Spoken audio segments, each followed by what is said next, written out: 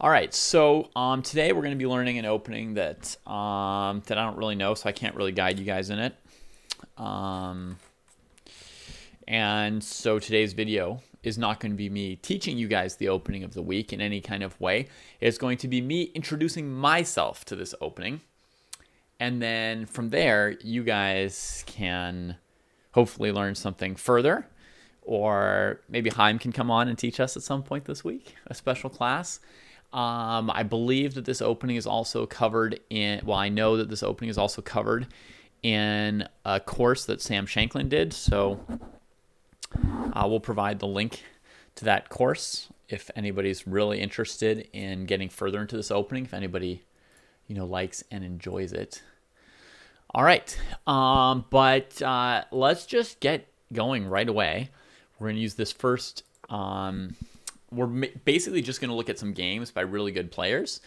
And as it so happens, a lot of the games that I found for like the highest rated people playing the Cambridge Springs in recent years were played by Magnus Carlsen. So we're going to see a bunch of Magnus Carlsen games today and hopefully level up our overall Queen's Gambit play. Now, the Cambridge Springs defense only occurs after Queen A5 here. Along the way, in the 5 previous moves, there are a number of different options. So you cannot guarantee the Cambridge Springs defense when you play black. Even once your opponent has played d4, there's a lot of different variations white could try along the way. We're not learning an entire opening repertoire this week, nor will we ever do that in an opening of the week. The opening of the week is never going to be like e4, e5, or all of the Queen's Gambit, or anything like that. It's overwhelming, right? It's impossible. It's impractical to do in a week. Something like that is a course of study that would last like 2 months, where, maybe 2 weeks would be devoted to this Cambridge Springs, and 2 weeks would be devoted to, some version of white playing an exchange variation, and 2 weeks would be devoted to, et cetera, et cetera. It could take a few months. But we're going to dive in. I'm going to talk briefly about the 5 or 6 moves that get us to the Cambridge Springs, and then we're going to look at some games within this opening. Along the way, I'm happy to answer any questions you guys have in chat that pertain to this lesson, but I'm going to try not to go off into random topics like what chess book should I read? Because we're probably going to post this to YouTube so that your fellow dojoers have a chance to also get acquainted with the same information, such as it is. It's not going to be great this week, but such information as I may provide here will be available to other dojoers, so they're on an even footing this week as they prepare for our tournament on Sunday in the opening of the week. So next Sunday at our normal 10 a.m. time, we will have a tournament that will be Cambridge Springs thematic. Every game will start with white to play in this position here. We also have an endgame tournament on Friday, and then a normal chess full game tournament on Saturday. And all 3 of those tournaments are going to be at 10 a.m. All right. So here we go. Of course, this is a variation of the Queen's Gambit, so black can also start with d5 if they want to play it. But here you see Magnus Carlsen saying, hey, I think I'll play the Nimzo. And Gelfand saying, no thanks, I would prefer a Bogo Indian or a Queen's Indian or whatever, but probably hoping for a Bogo Indian. Magnus plays d5.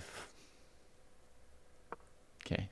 Boris is mildly disappointed not to see bishop b4 check, but he's a professional, so he plays knight c3 quickly. Knight bd7. So around here, white could trade on d5. White could bring the bishop outside the pawn structure, as they do in this game, like bishop g5. Or white could play e3 and, just develop the light squared bishop here, and later put this bishop maybe on b2. Yeah, I think e3 is fairly rare in this particular move order. But, had black played c6 instead of knight bd7, then e3 would have been basically the most common move for white to play there. So the bishop comes outside of the pawn chain, and so far we have a battle mostly over the d5 square, and then the central square that's paired with, when you look at a combative opening, there's almost always one pair of central squares that are being fought over, and here it's d5 and e4 would be the secondary square. So we can see two white pieces attacking d5. We can see two black pieces defending d5. And then white additionally is placing the bishop here so it can take the knight out of that equation of defending d5. So white's putting tons of pressure on the d5 point. And at the same time, you'll see that these knights are also controlling e4. And white has in mind that if this pawn captured at some point, that white would be able to advance e4 in the center and achieve a nice center with this e4 move. Also, depending on how black defends the d5 square, at some point in the opening, white might still look to play e4, even with the black pawn on d5. Okay, so black plays c6. This move here we can interpret as strong pointing d5, right? Black's really trying not to lose control over this pawn on d5, but the c6 move, it's like a solid move, but it's not a move that helps increase control over e4. It's not a move that accelerates castling or the development of the c8 bishop. The only incidental piece of development it offers is that the queen has access to some new squares. That said, I mean, time-wise, white spent a move on c4, black spent a move on c6. So you say they're still pretty close to equal in terms of development. Nobody's really gotten ahead or behind yet. White plays e3, safeguarding this pawn with the bishop. And now here's the move which characterizes the Cambridge Springs, Queen a5. Now, what do you guys think this move, Queen a5, is all about? If you were playing a game and you'd never seen this before, and your opponent played Queen a5, what would appear to be strengths or weaknesses of this move, or maybe the idea behind it? Can you guess what black is going for? Yeah, take a moment. Take a moment to think about that before we go on. I'll think about it too.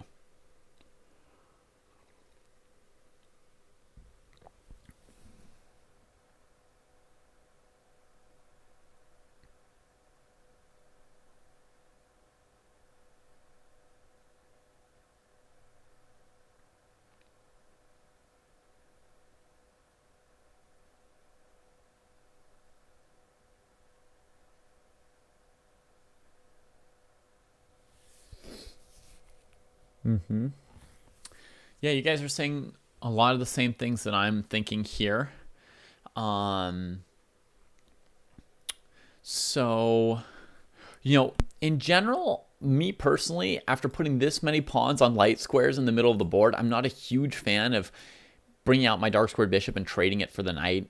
Like, if it doubles my opponent's pawns, I'm not enthused. Even if it wins a pawn on c3 somehow, I'm not super enthused. So seeing all these pawns like this, I'm not a huge fan of going bishop b4.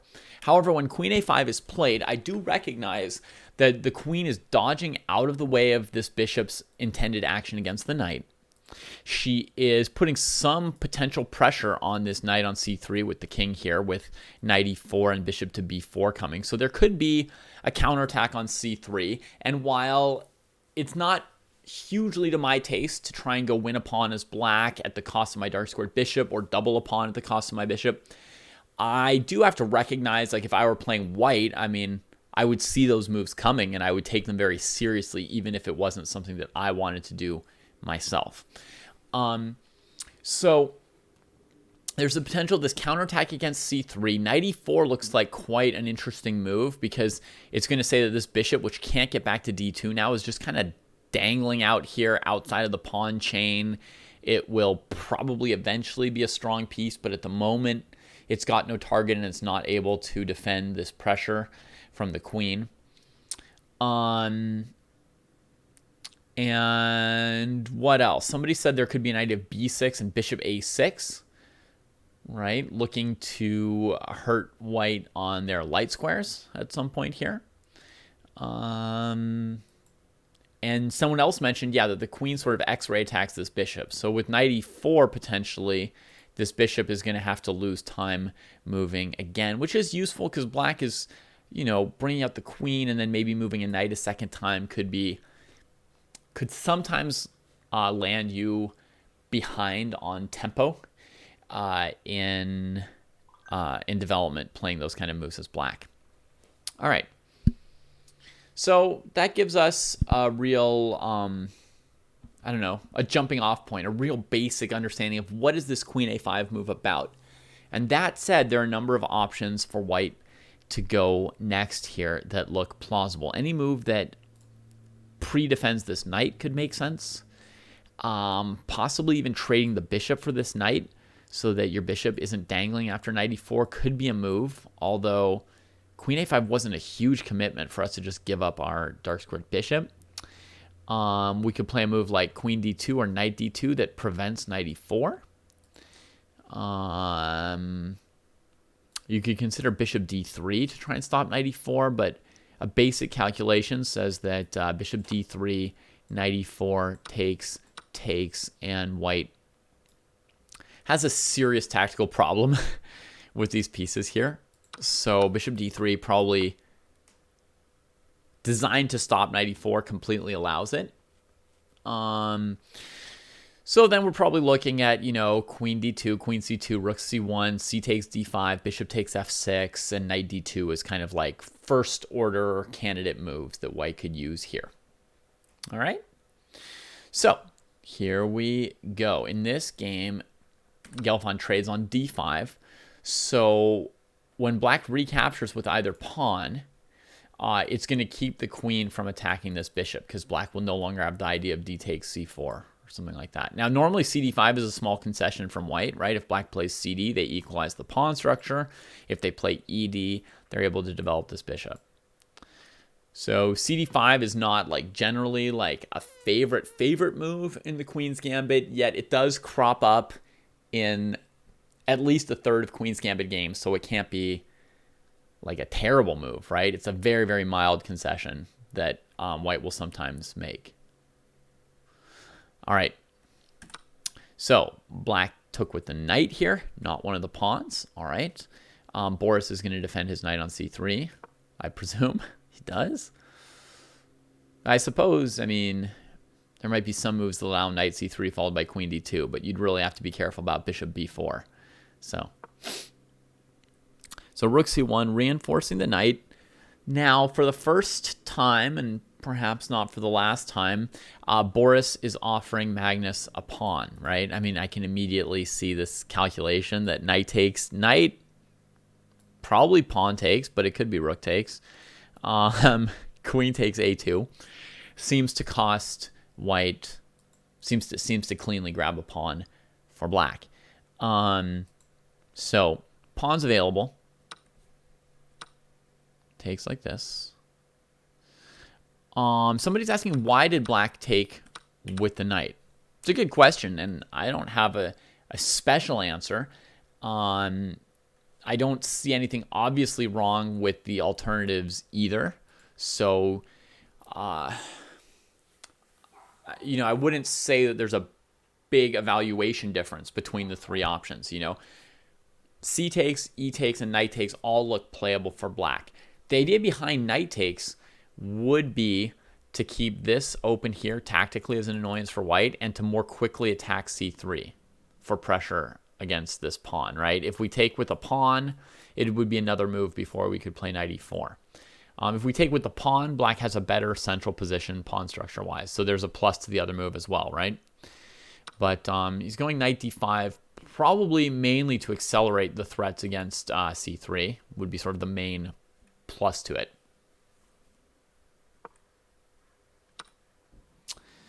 And Chaim, none of those are reasons for taking with the knight. Nothing you're saying would answer Piano Guy's question anyway, right? Telling him that knight takes d5 is theory doesn't tell him why black plays knight takes d5 at all in any way that is helpful for him to ever play this opening with white or with black, right?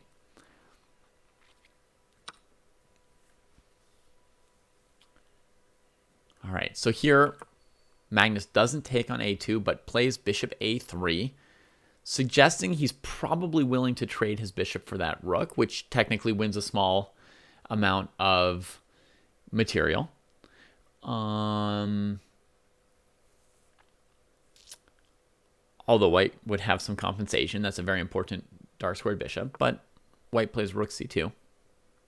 And now Magnus plays b6. And I imagine that almost all of us could predict what move he wants to play next. But if you're a real beginner and you've never predicted somebody else's moves during the opening, here's a good example of like one of the easiest possible predictions that we could try to make in order to learn how to make predictions in the opening. It's very useful to be able to see what your opponent's going to do, right? So he plays b6. What move do you think Magnus is likely wanting to play next? Now, if white plays bishop e7, he'll probably switch plans. But if white played h3 or something, what move does black have in stored here?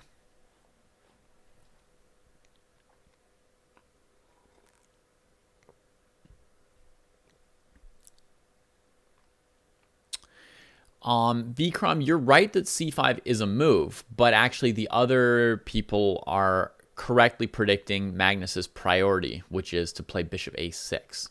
If Magnus wanted to play c5, he could have played it now, right? There's no particular white move preventing c5 at the moment. So yes, there's a very good chance he'll play c5 at some point this game. It's a perfectly good move. It's absolutely a perfectly good move for black. I would say there's somewhere around an 80% chance he'll play c5 within the next 10 moves. We're at move 10 now. I would say by move 20, there's probably close to an 80% chance that he will play c5 by move 20. However, probably within the next 2 to 3 moves, he's going to play bishop a6. Okay, bishop a6 is the extra thing that b6 allowed, right? So that's where you want to read your opponent's moves. Your opponent plays a move like b6. You ask yourself, why? Is it to control c5? Well, black already had c5 controlled 3 times. So I don't think that there's such a huge fight over c5 that b6 is about controlling the c5 square, right? b6 is about moving this bishop. And then you just have to ask yourself, okay, does it look like he wants to play bishop b7 or bishop a6? Bishop a6 looks slightly better, right? This bishop here is really, really good, white's bishop, right? If white put this bishop on d3 and black put their bishop on b7, you might think that the white bishop looked a little bit more important to the game than the black bishop. The black bishop would be perfectly well placed. I would not insult black's play at all if one of you played a game like this and you played bishop d3, bishop b7, and then brought me your game to look at on the post-mortem, which I'll be doing tomorrow at noon. I wouldn't say anything bad about your move. I probably wouldn't even mention this moment. But with Magnus, I'm pretty sure that he recognizes that this bishop is really valuable to white, and white's got a little bit more space. So he's probably going to play bishop a6, and he does on the very next move, right? So that's how you can predict. Start to predict other people's moves in the opening. Okay, white just castles. We get a bishop trade, castles, e4. Okay. So white, having a dark squared bishop, wants to now switch these pawns to light squares if possible. It'll make their dark squared bishop better, and it'll give white better control of the light squares that they just lost the bishop that covers. So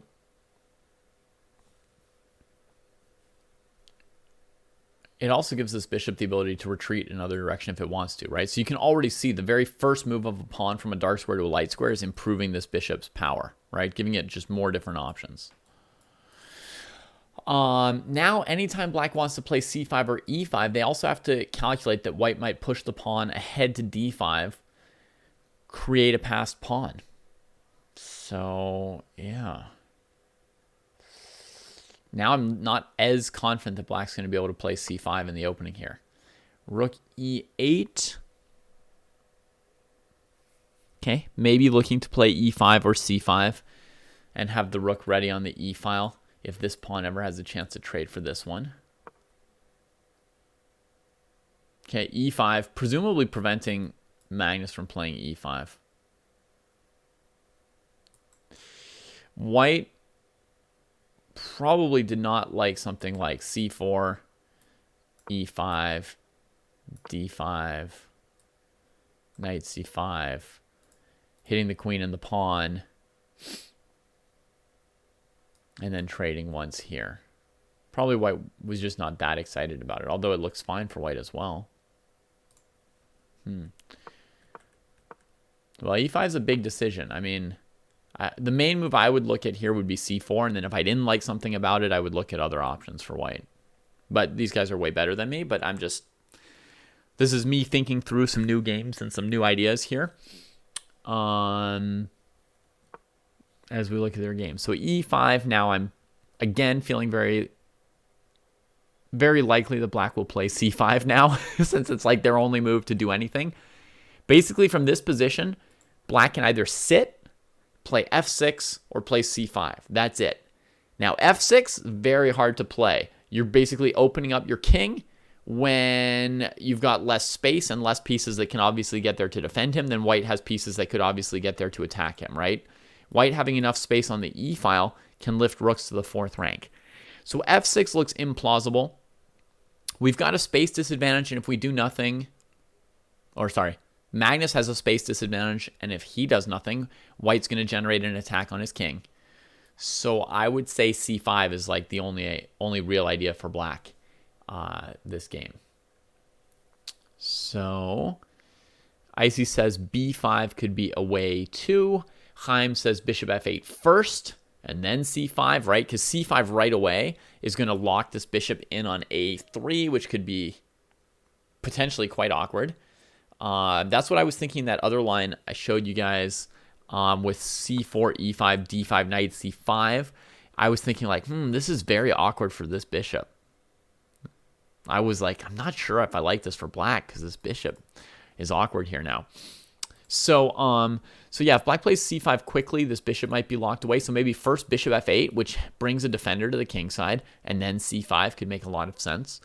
And we have a suggestion of b5, and I'm not sure exactly what Icy's idea would be with b5, but it could just be to establish knight and queen on these two squares in the center, and then sit. Yeah, and I did say one of the three options was to sit, right? I said f6, c5, or sit, and since white has these chances of attacking on the king side, I'm guessing he's going to play c5, not sit, and not play f6.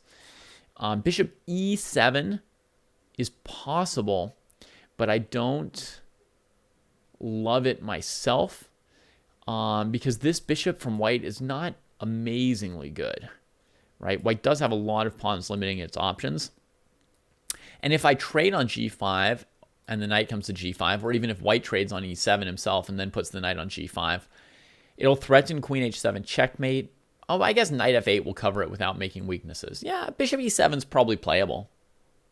I'd say neither of these bishops is like super amazing right now. But yeah, I mean, there's like a small danger for black of this white knight ending up on d6 if we trade dark squared bishops. Because of the pawn structure, black's just a little bit weaker on dark squares and maybe a little less wanting to trade their dark squared bishop. I would say it has slightly more potential long-term than white's, so I wouldn't really consider bishop e7 myself, but I think it's potentially playable. And Icy's saying with the b5 plan, he would first bring his knight to a great square on d5, and then he would still be looking to play c5 to make progress, probably on the c file, right? He's sort of looking at c3 as a potential weakness for white with that plan. Magnus plays h6, making the bishop choose its direction. Surprising direction. Now it's locked into a pretty small area, this bishop. I thought it would aim at h6 by dropping back to f4 or something, right? c5. The knight heads to c4. Magnus trades, puts a rook on the c file. White's going to play knight c4 at some point here. Queen b5. Fancy, fancy. Notice this bishop is totally hanging. But if the knight takes, white loses their queen. And if the queen takes, white loses this knight. White could trade and win a pawn on a7. And black could play queen d4 at the end and have a great game, I guess. I'll just play it out on the board for you.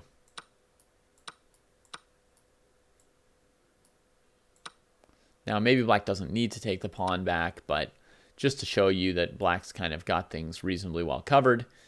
After this move, material's equal and black's position looks fine. This bishop is not better than the knight.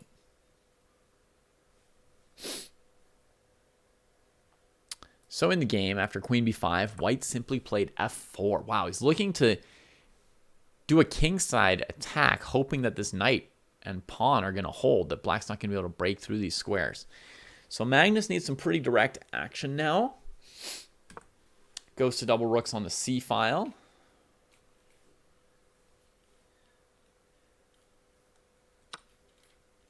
Okay, now white goes for this and defends d4. Okay, so we reach a technical position here.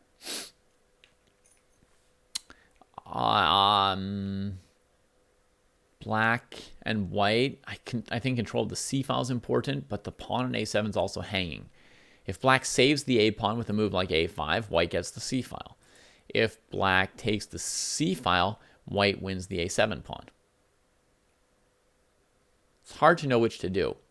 If this pawn were already on b5, I would be very comfortable playing like rook c. Oh no, queen a7. I still won't be able to move the knight there. Okay, basically I'll say this. Looks like Magnus didn't play rook c8. If this knight had a good place to move, like if the knight could go to d5, then I would think you would rather have the c file and not worry about the a pawn. But if black's position is not that good, then it makes sense that black defended the pawn, but now white gets the c file. And look at that. Oof. Black is on defense, right? White's got a terrible bishop, but black's temporarily on defense because of the power of this rook. But rook c8 looks like it should more or less just deal with things absolutely fine, right? It's all defended. There goes the pressure. Maybe white should go queen c3. That's what I was expecting Gelfand to play. Was if after rook c1, if the queen moves off, to play queen c3 and now stop rook c8 for a long time and then play queen c7. Then play d5 as a pawn sack and try and like win a pawn on the queen side at some point.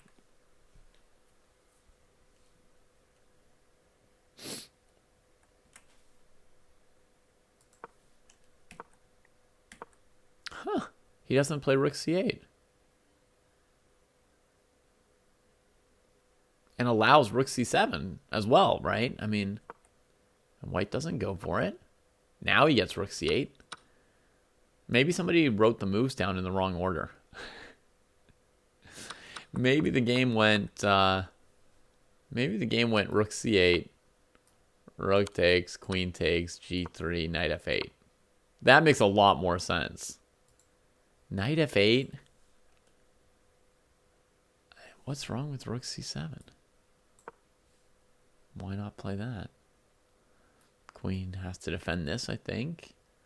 Like so, and then do the next thing from here. Who knows? All right, so anyway, they get to this position here. Now, I would say white has to play d5, otherwise black will play a move like queen c4 and black will be better. I've guessed some of their moves, right? The position should be slightly better for black, though, even here.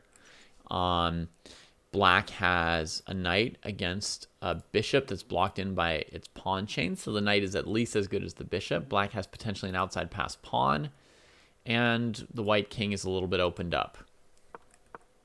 This goes beyond the scope of learning the opening, but I'm just going to play through it anyway to see what a whole game looks like. Wow. Is that knight going to be able to defend the king all by itself?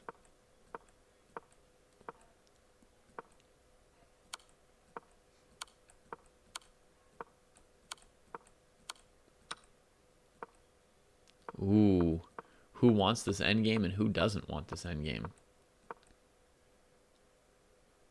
Yikes.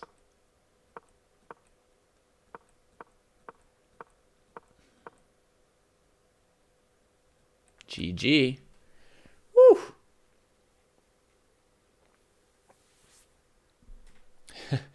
Good game from Maggie.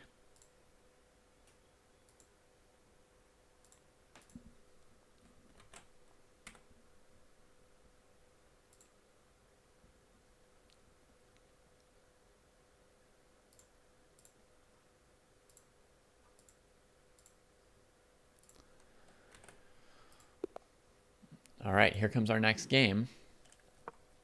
Again, it's Magnus. He is offering the Nimzo.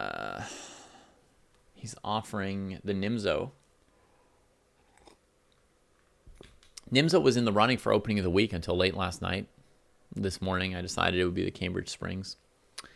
And again, the Nimzo was declined by Grandmaster Maxim Matlakov. If you guys don't know him, he's a Russian GM who's basically about 2700 level.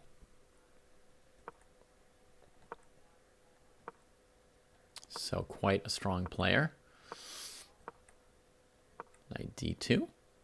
Bishop b4. Okay, so maybe threatening to win a pawn on c3, though again, I'm not a huge fan of taking that pawn. Rook c1. Defending it anyway. Again, the a2 pawn's hanging, but again, Magnus probably won't take it. Instead, knight e4 is played, so you have to take that or move the bishop off of g5. He takes it, still has to move the bishop off of g5, and black grabs the pawn, but without yet trading the bishop for the knight. You can grab this, retreat his queen, retreat the bishop, and be up a pawn.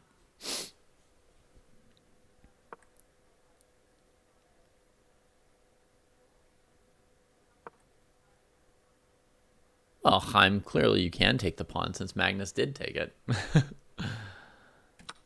Okay, gets the pawn back. And Magnus goes into what looks like a very defensive posture here, going into this endgame, which I would think favors white.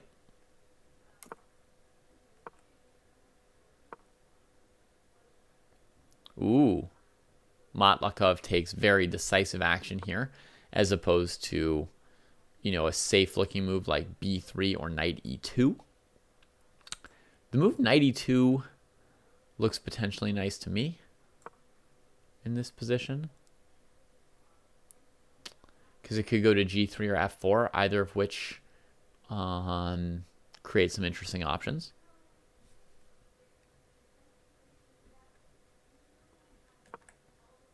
Yeah, in general, playing endgames does favor Magnus. But this endgame, I would think, would be like a tiny edge for white. That said, I'm very inexperienced in these, so I'm just saying my first impression evaluation so I can then correct it as I get new data from watching the game played. d5. I think he can just take on e6 now, Magnus. Hang on. So Magnus doesn't trade and trade because then his king's going to be forced to mess up his rooks really, really badly. Right? At first when I saw this, I thought that Matlakov's idea was to do this, and I thought basically shrug whatever. Right? But I think actually what Matlakov would have done, probably the idea behind the d5 pawn sack, is this check here.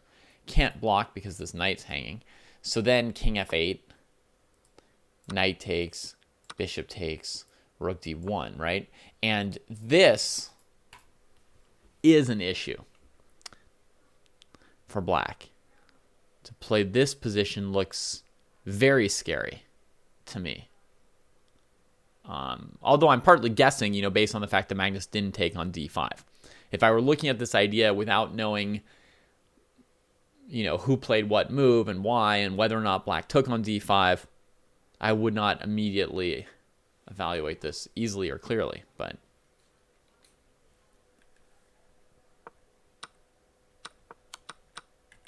okay. But anyway, after d5, Magnus takes on c3, and it's probably because of bishop b5. We can sort of extrapolate. So Mamedyarov takes here.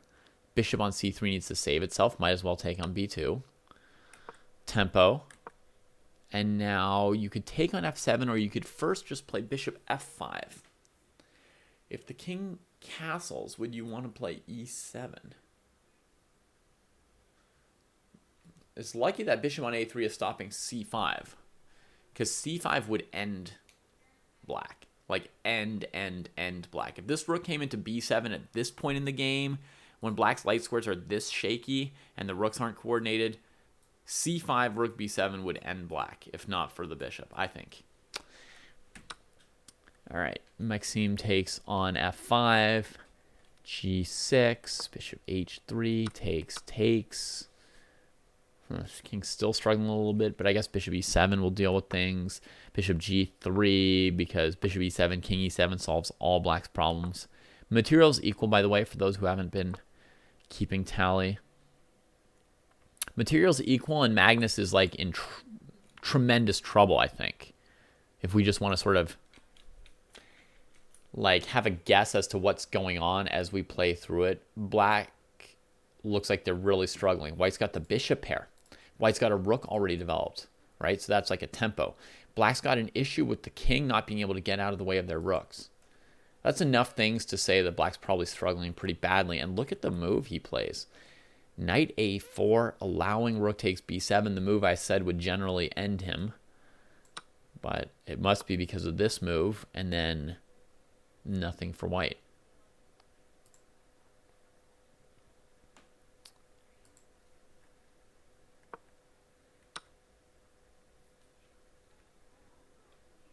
Oh, I'm glad you love this opening, Sophie.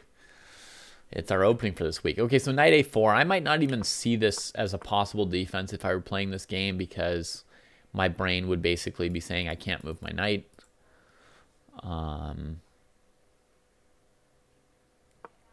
But Magnus sees it. Where's that going? Yikes.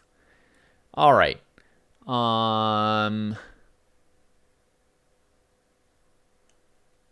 Yeah. This was desperation by Magnus, as Alexa is saying. Basically, his position was so terrible here. Knight a4 to c5 was some kind of desperation attempt. I would have been looking at this move here.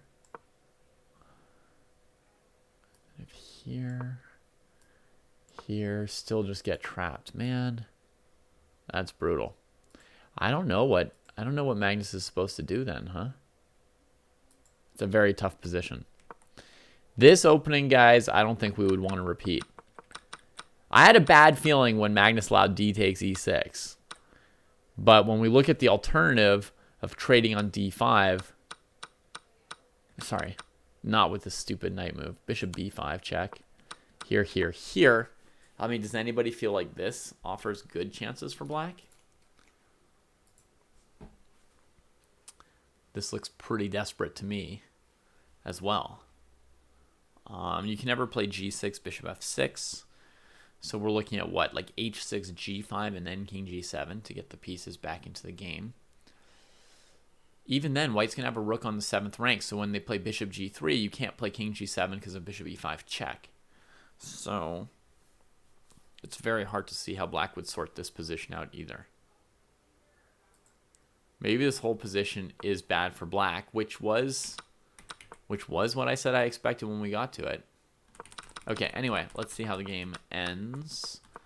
It's beyond everything beyond here is beyond the scope of our opening. Obviously, this variation here by black was not good for black. But he's making the most of it with that A-pawn. I mean, as somebody said, endgames favor Magnus, right? I mean, look at this. The guy looks totally fine. Down a rook in the endgame, or down an exchange, right? He seemed to lose the exchange for nothing, and then immediately do okay. And here, the game was agreed.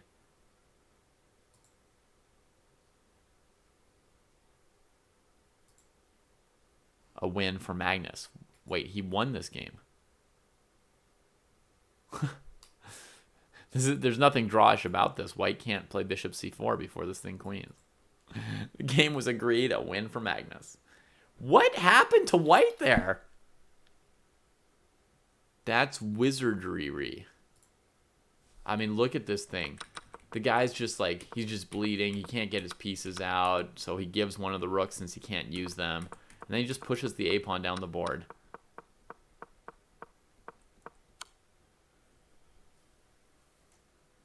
Okay. Anyway, I don't think any of us are going to be able to replicate that endgame as black. I would suggest we avoid that particular opening while marveling at Maggie's skills in the endgame. Indeed, as predicted by somebody, the endgame favors Magnus. All right, here's another game. Who played this one? Oh, Magnus. Good for him. At least, since I'm not able to teach you guys about this week's opening of the week, at least we're learning from Magnus, right? I mean, that's like that's a good option. That's a good option. Again, offering the Nimzo. It's declined by Alexander Grishuk, another very high-rated Russian grandmaster.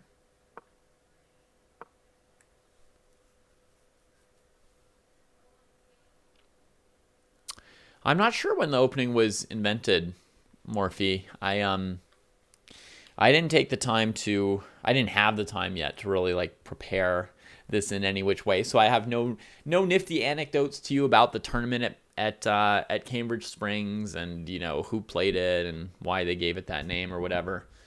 But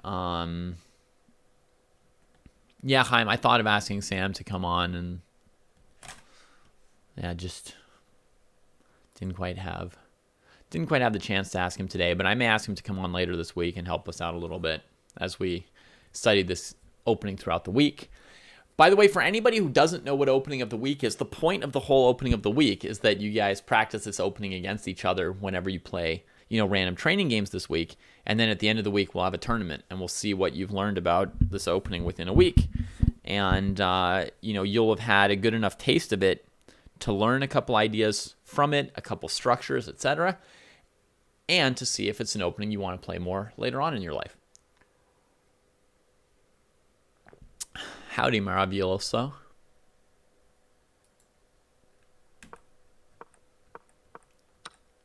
Okay, so takes on c4 here. Last game, didn't Maggie play bishop b4 in exactly this position? Bishop b4, rook c1, knight e4. That's what he played last game. Yeah. Okay, here he plays something different. The bishop's attacked, by the way.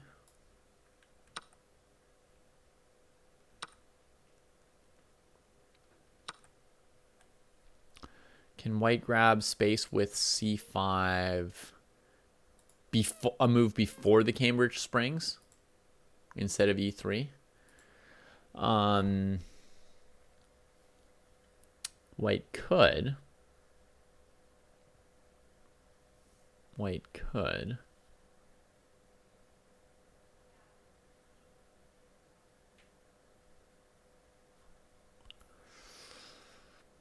It's very grabby, but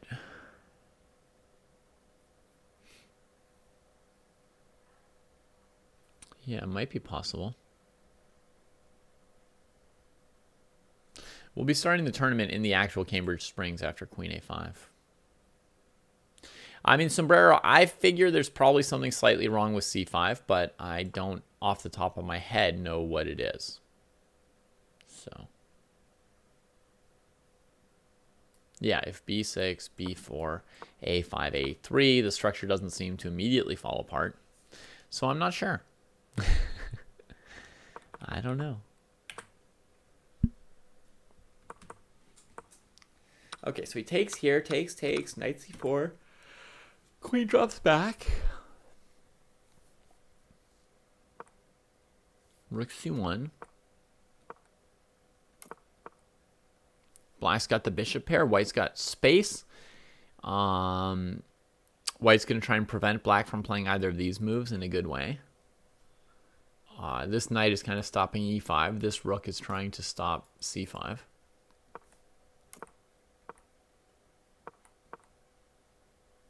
And black just digs in here, right? Black's in the trench. In the trench. Makes a bid for some space. That's it. That was black's whole demonstration. Now the c6 pawn is weak. I wonder why black wants to play b5 here.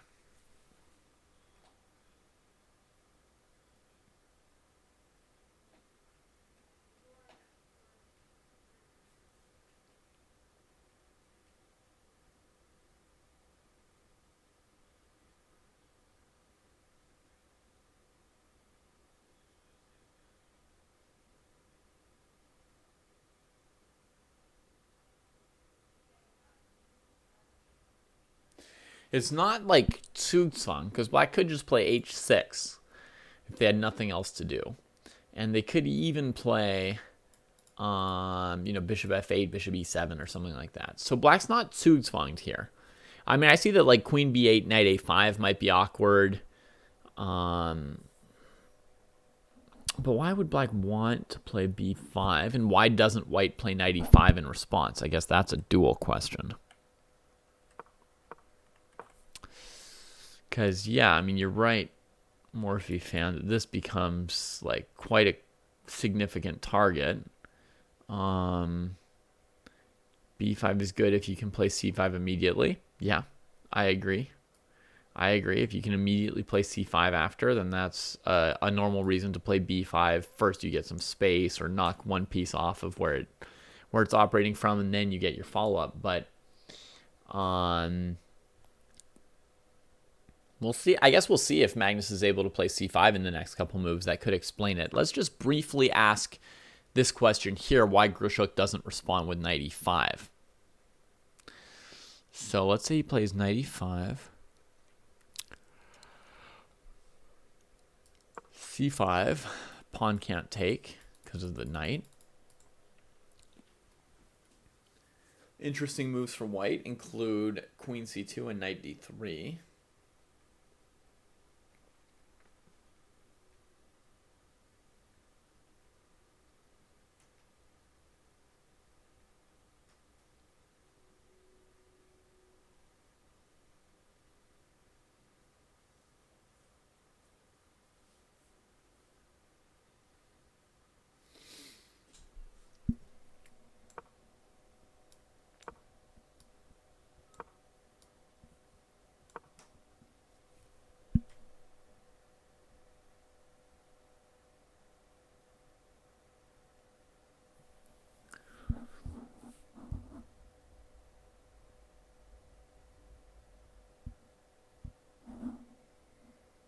I guess this is okay for black.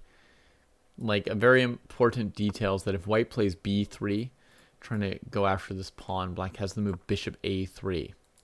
And it completely disrupts what white's doing. Right here, this move. Just shuts white down.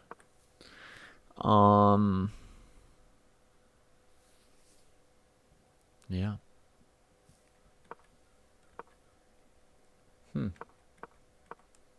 Yeah, maybe it would be c5. All right, let's see. Grushuk plays knight d2. Magnus doesn't play c5. This bishop retreats, threatening knight e4, which would pretty much stop c5. And now Magnus does play c5. Okay, so that was the reason for b5. There was a quick c5 follow-up. And I guess white couldn't quite stop it. Now he doesn't recapture. That's what's going on, and trades off his bishop pair.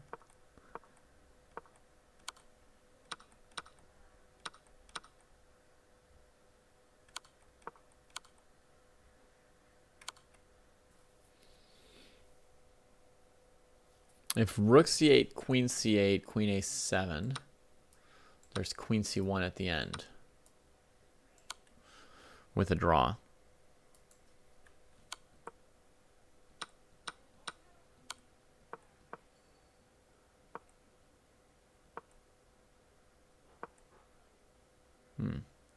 Magnus is down a pawn.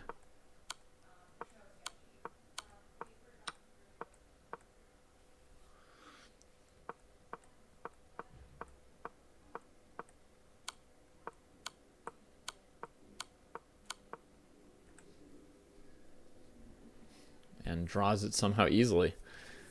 Yes, I'm sure Grishuk was in time trouble. So it was clever how he won a pawn. Clever how Magnus got to the light squares in the center. Queen a4 to try and stop it. Even allowing queen b2, but then he's got queen a7. This was a clever move by Grishuk. You know, it doesn't feel like he missed any like really clear chance. Then queen d5 was threatened. Could he have played somehow b3? No, because then his queen doesn't cover d1. Could he play b4 maybe? And then queen e4, queen b1. That's... man. Yeah.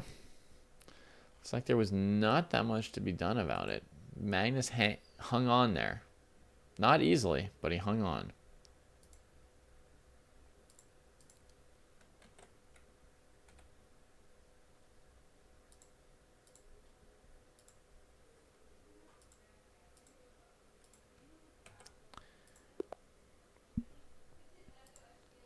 All right. Gary. This game is 20 years old.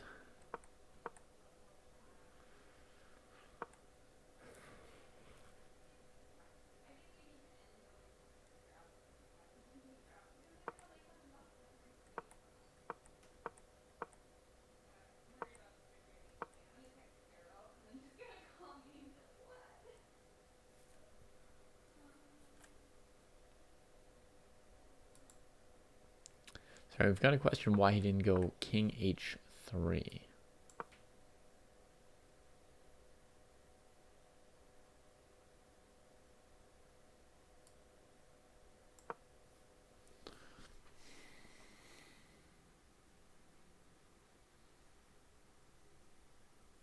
This looks very dangerous for the white king. First we go here, threatening queen f1 to bring the white queen to somewhere like d3. And then black's going to play, you know, g5 and continue to attack the white king. And I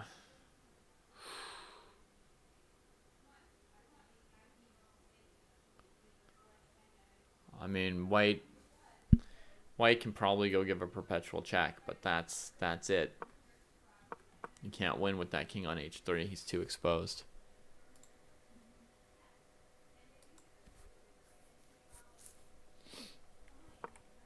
Okay, so let's see Gary's game. So Gary, queen a5, knight here, bishop b4. We saw Magnus play this once.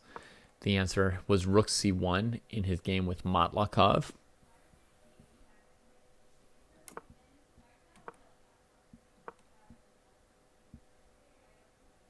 Quick c5. Knight b3, chasing her off the diagonal.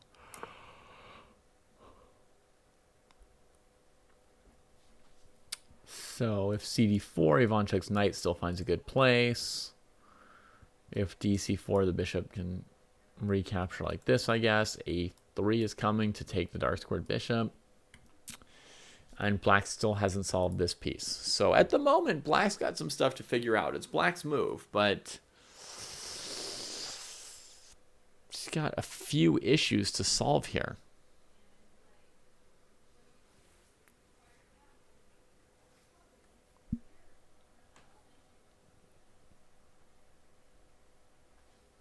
It's a good question, Andata.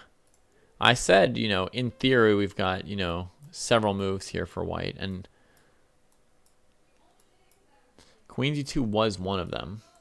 So if there's something wrong with it, it's probably this move.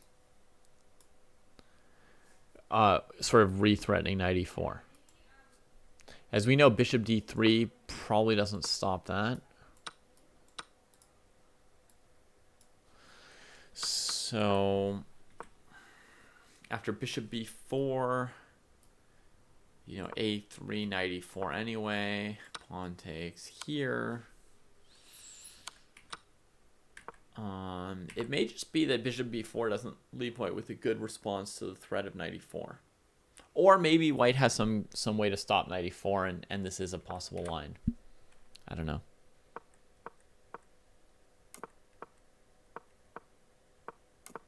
Okay, so let's see what Gary does with this difficult position. Trades on c4. And then he takes on d4. Good.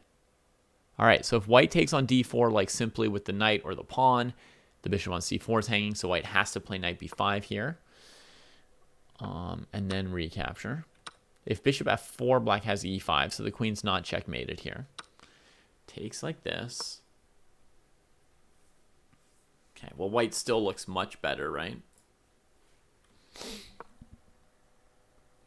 Plays accordingly. That's a very aggressive move from Chucky.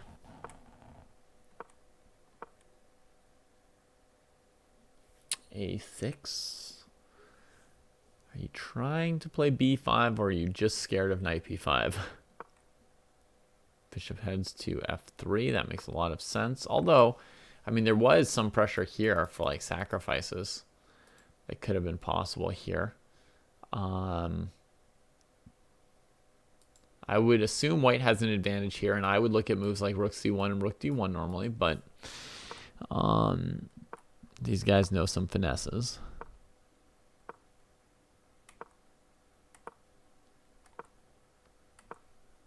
Oh, Gary's got the bishop halfway out. Can it just come to c6? Oh, a4. Better. Better. Oh, he's untangling the tangle.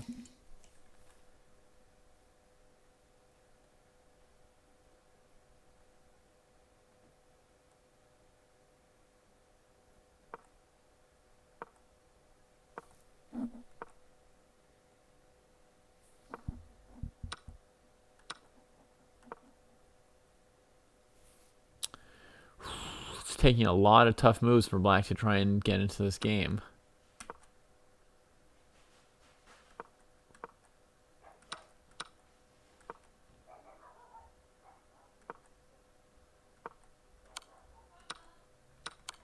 What? What's going on? My brain hurts. What? This knight on b7 isn't trapped? How does bishop g3 save it? Why not just take here? Then black responds with knight h5, which white could take with the bishop. White moves the bishop here where black could take it with their bishop. Black goes here. And then white's up a piece. And then the game's declared drawn here. What? There's got to be a score sheet error here. These were in the days of handwritten score sheets. Well, we could spend a lot of time solving the puzzle of what actually happened here, but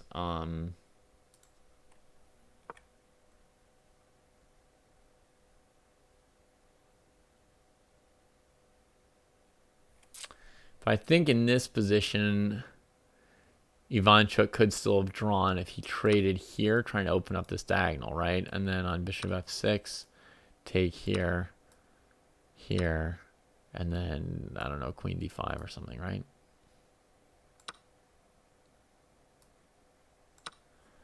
I mean, at least we didn't lose a piece. I'm not saying it looks good for white. The bishop looks better than the knight, but it's a mess. The game could have ended in a draw if it went something like this. I don't know.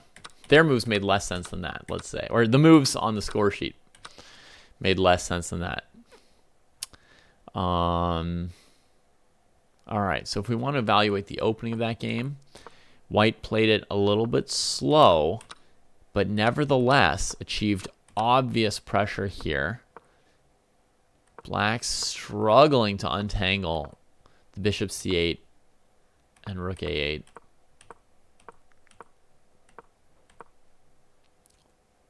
Bishop d7 to a4 is a great maneuver. seems to get the game closer to equal. Nevertheless, white remains still a bit better, even here.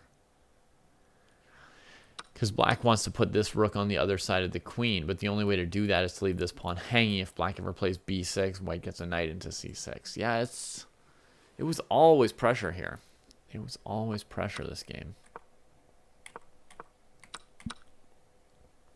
But queen d8, that was a great move. Presumably, if that's how the game went, and if that's what he played, with the idea of then trapping that knight, and white has to do some kind of a simplification on d5 to save it. All right, next game. Oh man, this next game is a famous game.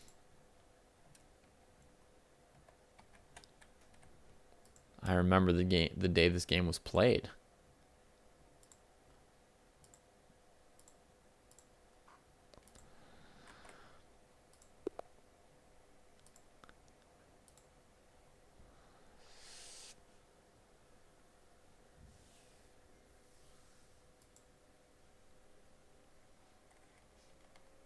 Magnus was what, 13 years old?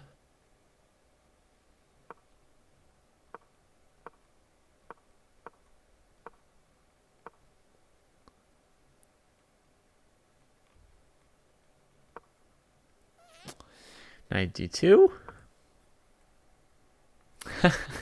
Maybe it was this game with Gary that inspired Magnus to play the Cambridge Springs all those years later. Queen c2. Castles. Bishop e2.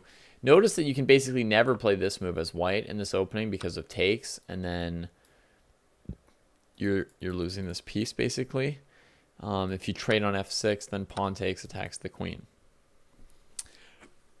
So that's why in the slower variations from white, you're still never seeing white put the bishop on d3, right? We're playing bishop. Ivanchik played bishop e2. Carlsen played bishop e2. e5. That's aggressive. Castles, ed4. Here comes the knight. Nope, the knight doesn't go to d4.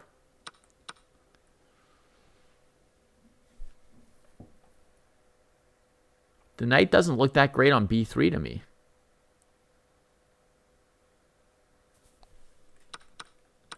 I know, who am I to talk with all these greats, but I'm the one streaming here, so I have to talk. Knight d4 looks correct.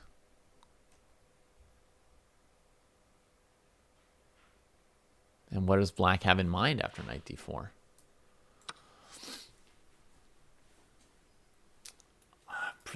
I mean, they'd like to move this knight, but they don't want to allow bishop f6, gf6 if they move it.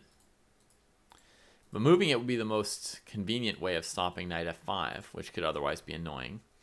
And the other problem for black is white's, going to be just playing rook c1, rook d1 or whatever, and black has to come up with a plan to get these out too. So black's got 3 questions here. I guess this rook can easily go to e8. Let's say black's got 2 real questions still in this position.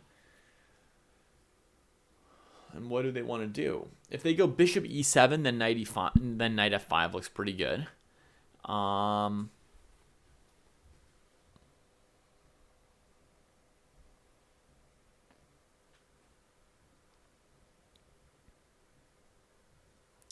As you guys see Mubot saying, if you'd like to play, let Kostya know your chess.com username. I think that refers to the upcoming sub battle, which will be in about 40 minutes here on this channel. Kostya will be hosting a battle between us and I think Pawn Grubber's channel, some other channel. Probably it was Pawn Grubber. So that's coming up soon-ish. Okay, so knight d4. Could black play c5? Someone's asking. Yes, black could play c5, but I wanted to move this knight anyway, right? So I'm very happy to just plop this knight on f5. When Gary was 13, he would have been very excited to do this as white. That was his favorite thing. You would think that Magnus would be excited about this as well.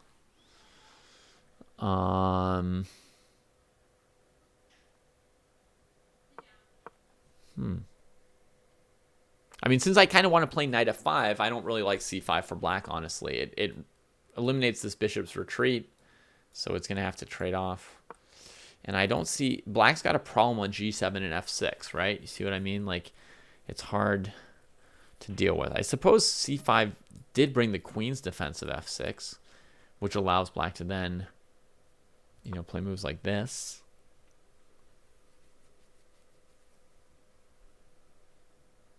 But, I mean, look. This is tricky. Threatening knight takes f6, and if queen here, there's knight e7. So it's not at all easy. There's a real problem for black here. There's a true difficulty from the way I see this position.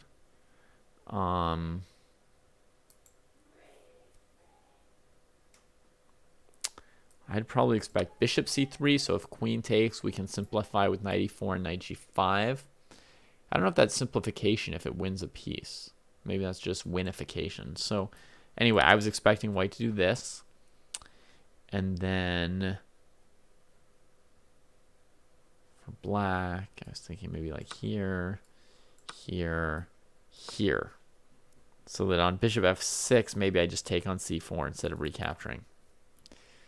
Something like this.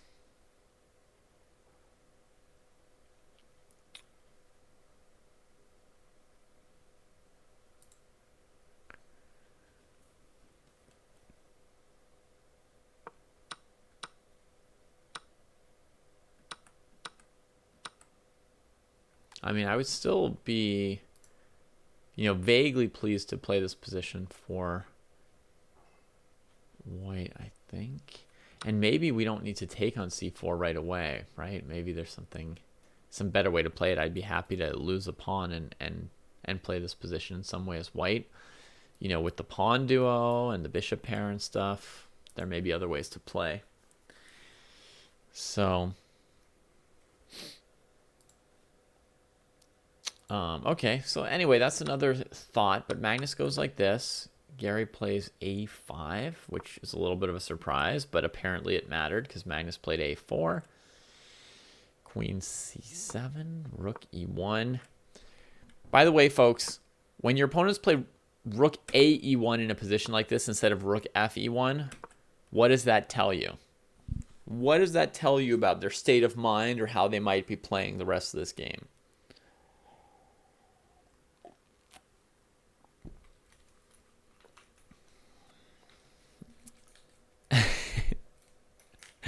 Your opponent is chaotic evil. Your opponent sucks.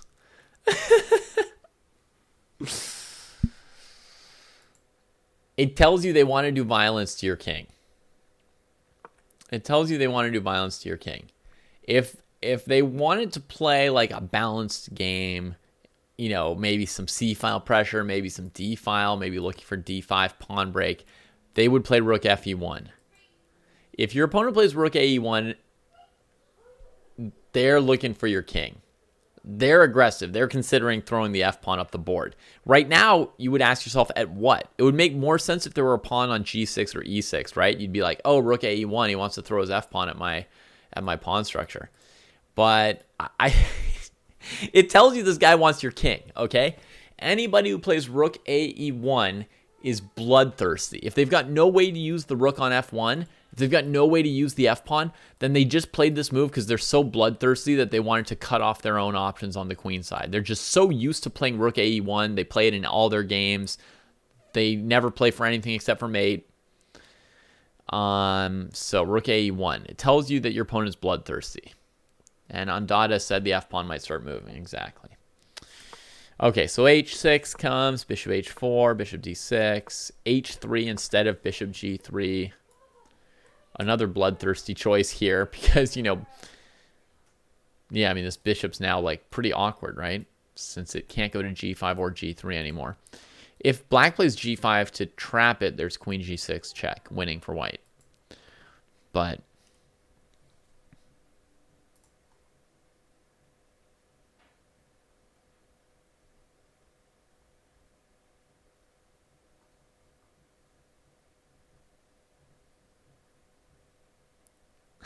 Kids do love checkmate. That's right. I guess even if they're 2600, that can make sense. I'm sorry that I don't know the format for the sub battle. Kostya will explain it. When the time comes, which it's coming pretty soon. Whoa. Yikes. Gary had to move this at some point, but let's see if he solved his problem. Knight c4. Knight e4. Nice. Magnus doesn't retreat his bishop. Doesn't seem to intend to retreat the bishop either. Knight d6. King h2. Oh my goodness. He almost tacticked the great Garry Kasparov. If that pawn were on h7, white would be winning because of back rank mate. It's a lot of pressure to throw at Gary.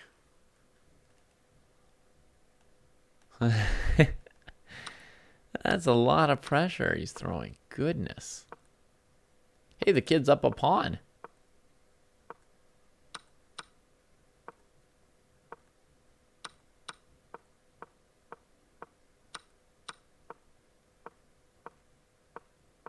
I think Gary's okay now. Nowadays, I don't know if he would be okay. Magnus has learned to win endgames like this one. And I don't mean like it's possible to just win this. I mean somehow he manages to win them. They're not, the position's not theoretically winning. Okay. Well, definitely black had a huge issue in this particular game, right? This rook and bishop, I mean, he never really found a way to get them out till like some really scary tactics here. And if I remember correctly, somewhere in here, you know, white had a big advantage, which is what it also looks like visually.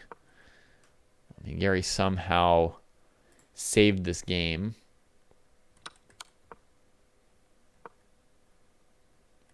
But clearly he's under a lot of pressure here. And, you know, lost a pawn and everything, but hung on.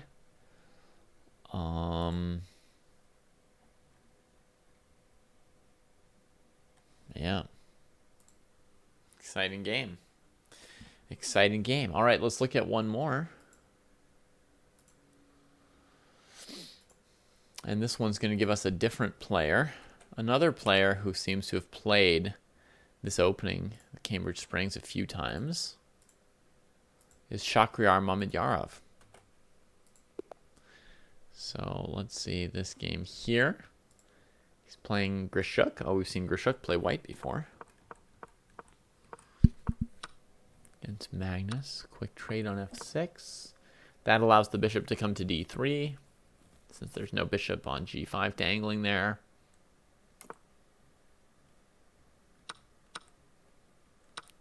Sacking a pawn gladly is Alexander Grishuk. This is the kind of pawn I'm very, very scared to take as black. Again, I know Jesse says things about me, but for me to give up my dark squared bishop to do this, I would be oh so terrified. All right, queen runs away. Black may want to play b6 at some point. It's desirable as far as challenging this and as far as trying to play bishop a6. But it also opens the c file when white's got a rook that can develop and black's not ready. So it makes sense to play a move that sort of prepares to play b6 at some point by not, you know, you're not going to be losing a tempo to rook c1 later when it happens. Knight e5, that stops b6 because of knight takes c6. So the queen comes back and defends that. f4 for more space. Rook lift. Oh god, this is scary, Sasha. This is very scary for black. Anybody love black's position? Are there any people in the audience who like to play like this as black? Who'd be like, yeah, but eventually I'm up a pawn.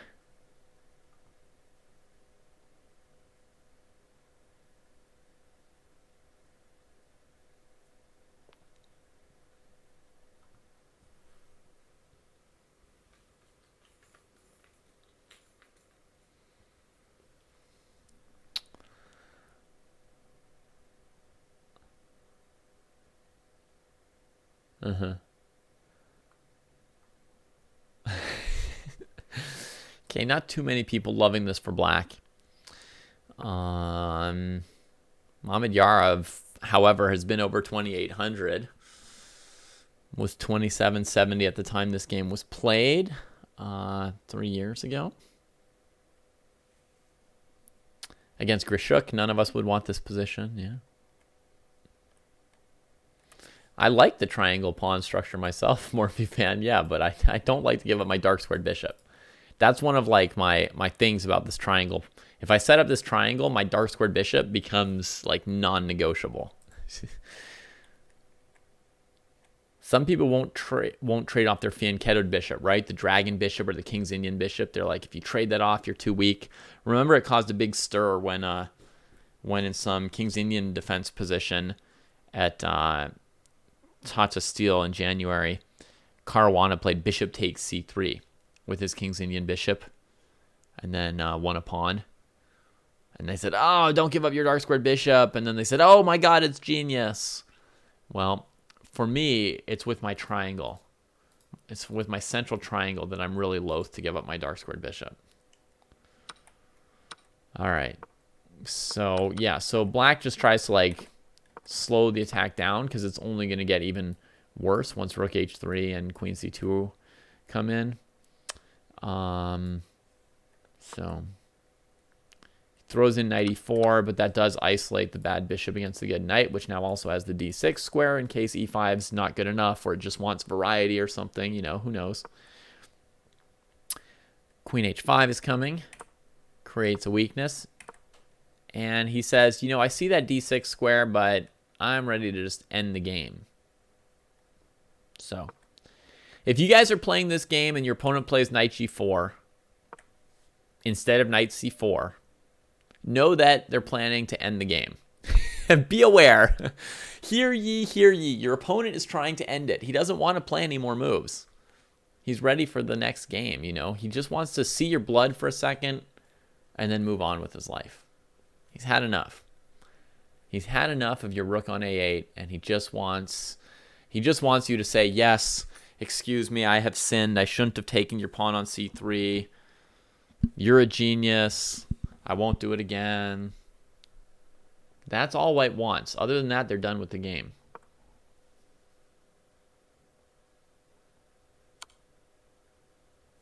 I told you he wanted it over.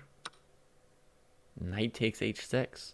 There's only one move to avoid mate in one here pretty much, which is rook g7. I mean, rook h7 avoids mate in one, but does lose a rook. So goes this way. Rook h7's a move here again, right? Rook h7 because the queen's hanging. White didn't play rook h7. Rook g3 looks interesting too, but hang on. What was black's plan after rook h7? The only move I see is king g6. The only move to not just, I mean, lose your queen or whatever. So, okay, Icy agrees. King g6 is the only move. And now... oh, now black's threatening rook h7, so white doesn't have a lot of choices.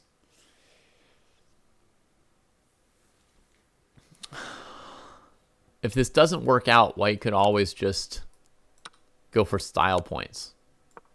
This is a very, very stylish way to end the game. If anyone ever questions you, you tell them this is stylish.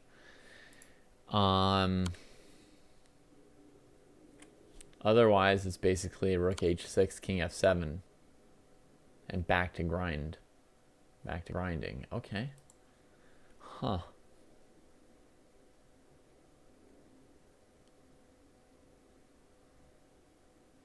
Yeah, queen f7 is a problem, I see, that's for sure. So he goes like this. Wow. That bishop on c8 is so bad that white's choosing to do this versus taking a repetition. White chose rook g3, right? They could play rook h7, king g6, and then this boring repetition here, right? There's no way that Grishuk didn't see that option. So when he played rook g3, it meant this bishop is so bad that he thinks he can double his pawns and still try to win this position here. Isn't that amazing? And Izzy's asking, would black's position maybe be better if we took the bishop off c8, basically? Like in this position here, right? Would black be better without this bishop just so that they could use the rook? But then they'd probably just be lost. You know, rook b1, and their pawn structure's bad. And they're down a pawn. So no, I think they need the bishop, but it's close.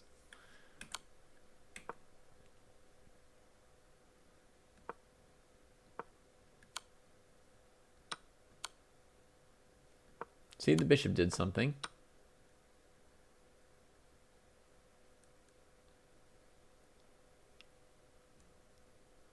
Wow.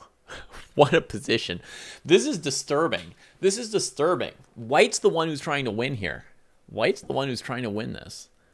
Rook b8. Check here. c6. Another pawn comes in. Yeah, I mean, the fact that it's a close question, it's hard to answer, definitely means something, yeah. Yeah, there's our new schedule, Laurent. Right on time, right? Monday, and we've got the schedule. How many pawns does white have in total against the rook right now? 4. 2 of them pass pawns on the 6th rank. Yeah, it's a fascinating game here. The black king comes and defends the pawn on e4. I think black might have a perpetual now, right?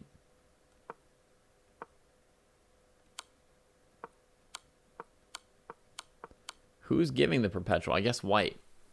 It's crazy.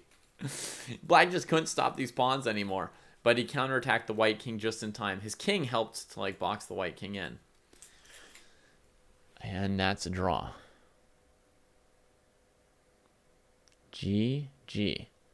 Really interesting game. All right. I thank both Grishuk and Mamedyarov for that game. That was quite a fun one.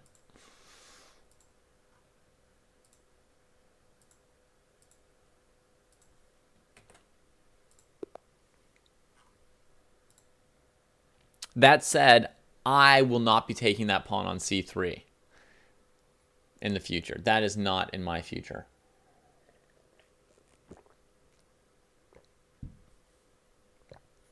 I think they probably enjoyed the game Trash Can Magic, actually. I think they enjoyed it. That'll be my guess.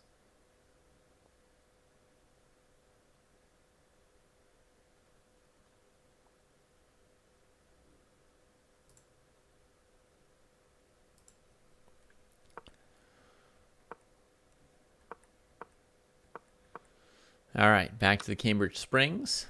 Dingley Wren takes a shot with the white pieces. The knight took on d5 again, like we saw once before in the cd5 variation. Last time I think we saw rook c1 here. Knight takes, pawn takes, bishop a3. That was a Carlsen game that he eventually won against Gelfand, despite being slightly worse. But then he transposed to a slightly better endgame and grounded out and won without too much trouble. All right, Kostya's ready. So let's just try and get to move 15, evaluate this game, and leave it at that. Bishop b4. Rook c1 defending it. b6, trying to do what? Play bishop a6, right? We know that, guys. a3. That pawn's super hanging on a3. He was just like, please take my a pawn. Look, I'm blundering it.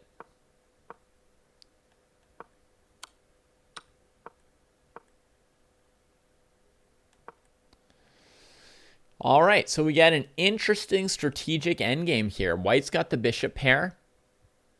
It feels a lot like a Nimzo Indian to me, this position here. You know, what with the weird configuration of pawns in the center fighting for, you know, whether or not these knights are going to have good squares or not, whether things are going to be dynamic or static. Stupid isolated a3 pawn. Very, very Very, very typical Nimzo Indian kind of feel to this. Who's better and why? I have no idea. So let's just actually see what moves they played. Pieces come out. Black's pressuring c4 just like in a Nimzo. Looks like white doesn't really have any e4 or d5 kind of moves that they want to play. Black's just going to get that bishop out of his face to unpin the knight on e7. We get hanging pawns. White's dark squared bishop looks really good though now. Oops, f4 looks like a mistake. I don't know what he's doing, pushing the h-pawn.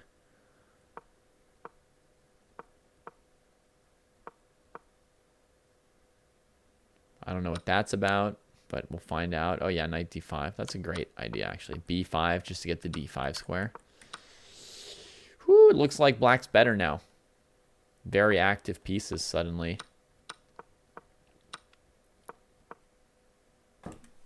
Bishop to b7?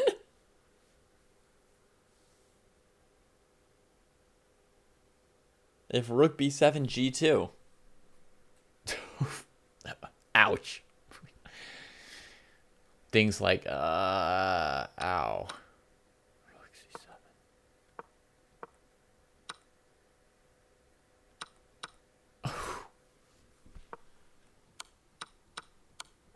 c7. None of us understood it, but good game anyway, shock. All right, everybody, that's our opening of the week, the Cambridge Springs. You've now seen a lot of the standard pawn structures that can come out of it and piece balances and some of the little tactics to watch out for in the first couple moves with the g5 bishop hanging like in 7 different ways. So keep an eye on that. Black can often win a pawn on a2, a3, or c3, and white will always have some compensation. So those positions are possible and interesting. And yeah, stay tuned because we got Kosti with a sub battle, and we've got more streams coming for you today.